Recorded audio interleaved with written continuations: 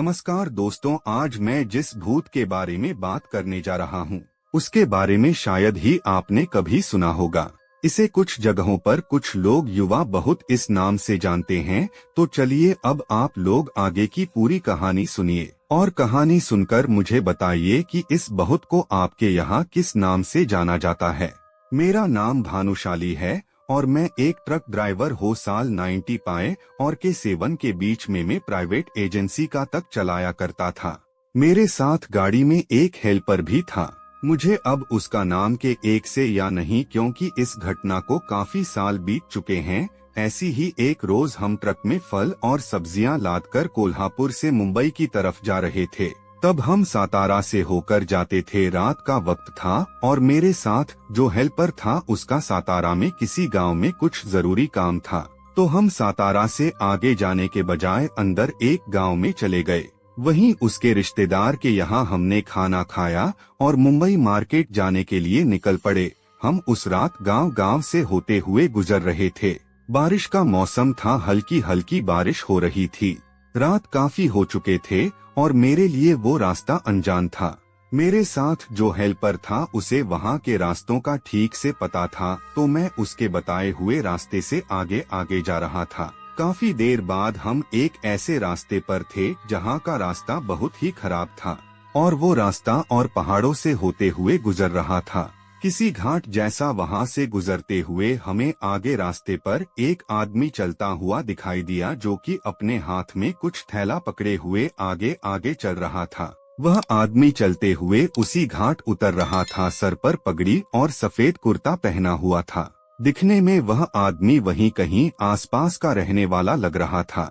Truck को करीब आता देख वो रास्ते के किनारे हो गया और उसने गाड़ी को दिखाया। मैंने ट्रक को रोककर उससे पूछताछ की। उसने हमें बताया कि वह इसी रास्ते पर कहीं आगे उसका और उसे खुद गाड़ी में मिली की वजह से चलकर। तो हमने उसे गाड़ी आदि बैठे बैठे फिर यहाँ अपने गांव की बातें करें। फिर गांव में एक जगह ऐसी आई जहाँ पर मॉडल जो भूल कर भी नहीं चलता रहा। रास्ता बहुत ही खराब, इसमें 12 और उसमें वो रास्ता बहुत तेज घुमावदार होने की वजह से मैं गाड़ी को बहुत ही हिमाचल और आगे कुछ दूर हम तीनों को भी रास्ते के किनारे एक और दिखाई। तो मेरे हेल्पर ने मुझे यह भी कहा था कि यह औरत इतनी रात को यहाँ क्या कर रही है, वह भी अकेली, जबकि यहाँ आसपास कोई गांव कोई घर नहीं है। लेकिन हमारे साथ जो दूसरा आदमी था वह उस औरत को गौर से देखना और अपने हरे रंग की साड़ी पहनी हुई थी।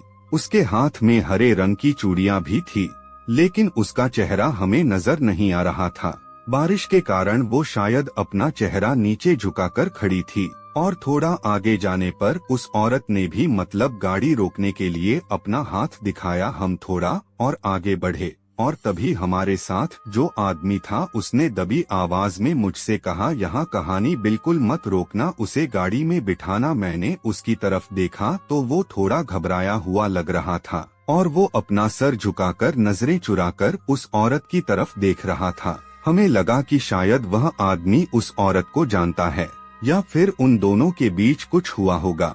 इसलिए मैंने उससे पूछा, क्यों, क्या हुआ? उसे भी तो तुम्हारी तरह कहीं जाना होगा, एक बार पूछने में क्या जाता है।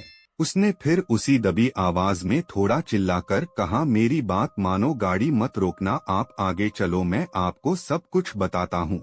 और तब मैं गाड़ी को रोकने के लिए ब्रेक दबाने वाला था कि तब मेरे मन में क्या आया मुझे पता नहीं। मैं गाड़ी को बिना रुके आगे चला गया। हम फिर कुछ देर बाद घाट उतारकर आगे चले गए और तब उस आदमी ने गाड़ी के शीशे में पीछे की तरफ देखकर कहा, हीरो है, इसे हमारे यहाँ एक प्रकार का भूत माना जाता है। यहाँ के पहाड़ों में झाड़ियों में घूमते रहते हैं, भटकते रहते हैं और भूले भटके लोगों को अपना शिकार बनाते हैं, उन्हें रास्ता भटककर बाहर देते हैं।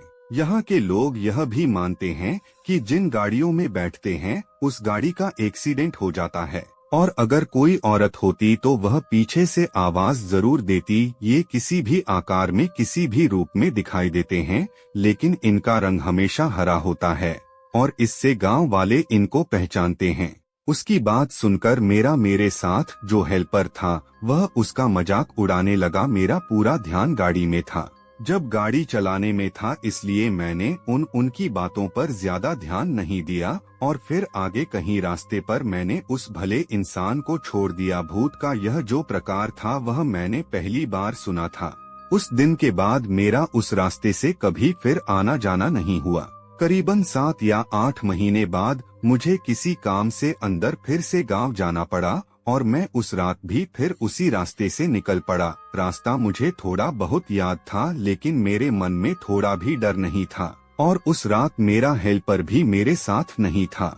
उस घाट के रास्ते को उतरते वक्त मेरे मन में एक बार फिर वह का ख्याल जरूर था लेकिन मुझे वहां पर वैसा कुछ भी दिखाई नहीं दिया और आखिरकार में उस पहाड़ को उतरकर नीचे तक आ गया। नीचे उतरने के बाद मुझे वहां पर पुलिस के कुछ गाड़ियां खड़ी दिखाई दी और वही आसपास एक एम्बुलेंस भी खड़ी थी। मैंने आगे जाकर को धीमा किया और देखा कि नीचे की तरफ किसी कार्य का बहुत ही बुरी तरह से एक्सीडेंट हुआ था। गाड़ी के अंदर कुछ लोग अटके पड़े थे तो मैंने ट्रक को वहीं पर रोका और गाड़ी से झुकते हुए एक पुलिस वाले से उस घटना के बारे में पूछा। उसने मुझे बताया कि गाड़ी में 3 लड़के थे और वो शायद बहुत तेजी से घाट को उतर रहे थे और उसी दौरान उनकी गाड़ी ऊपर से सीधे नीचे आ गई और इसी कारण उन तीनों की भी गाड़ी के अंदर कुचलकर मौत हो गई है। बहुत ही बुरी हालत है। दिनों की उस होल्डर की बात सुनकर मैंने गाड़ी की तरफ देखा। वो तीनों भी गाड़ी के अंदर बहुत बुरी तरह से कुचल लिए पड़े थे, इतनी बुरी तरह से कि पुलिस को भी उनकी लाश निकालने में तकलीफ हो रही थी। और उस पल मेरा ध्यान वहां से थोड़ा आगे चला गया जहां पर किसी का भी ध्यान नहीं था। वहीं झाड़ियों के पास एक औरत खड़ी थी जो कि मुझे ही देख रही थी। उसके बदन पर हरे रंग की साड़ी थी, उसके हाथों में हरे रंग की चूड़ियां थी, उसका हाथ चेहरा सब कुछ हरा था और उसकी आंखें भी हरे रंग से चमक रही थी और वो और अपनी हरी आंखों से मुझे घूर रही थी।